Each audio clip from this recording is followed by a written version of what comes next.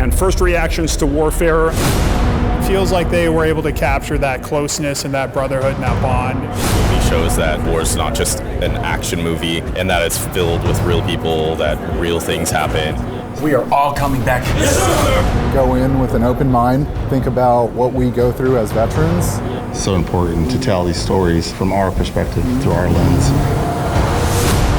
No other film has been made like this before. No story has been shared like this before. Only a veteran can tell this type of story. You know, I think all the SEALs that were in our house, my house, you know, I think it was more dealing with the more physical limitations, as in, you know, guys being unconscious, knocked unconscious, and just, you know, dealing with that cognitive decline from being knocked out, trying to convey accurately of what somebody was feeling and the sounds and the sensory kind of overload of it. But at the end of the day, I think we all felt, you know, when we watched it, right, Ellie was there, everyone, you know, mostly everyone was there. Yeah, the response was good. You know, we all looked at Elliot and we all looked at each other and we're like, yeah, man, you got it. That's about as accurate as you can get it. Just, you know, due to time, due to what guys remembered and didn't remember. Yeah, I mean, predominantly, I think it was well received. You know, I think in today's political climate, you know, how politically charged it is, I think oftentimes, I think a lot of viewers or critics, or whatever you want to call them, wanted to put it in a box. Like, is it pro-war? Is it anti-war?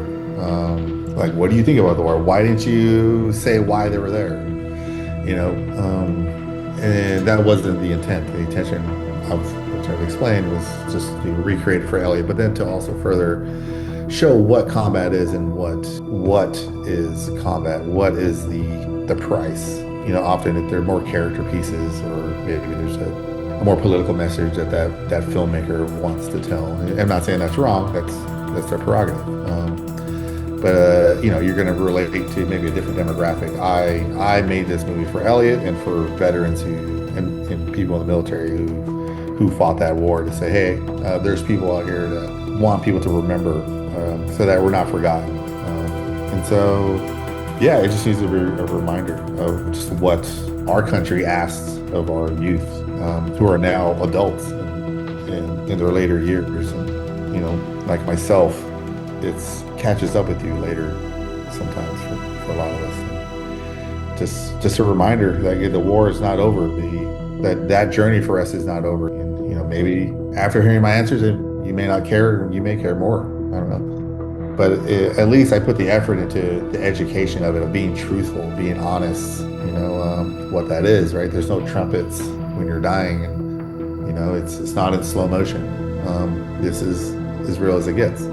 At least you're educated. And if you're, you know, I get, it's not this other movie, that this film, you know, even though you may like it, it's not an accurate depiction of what the cost is on the person. And so, yeah, it's an education, and you watch it and learn, or you can not and ignore it and pretend it didn't happen. But there will be another war, you know, there always is.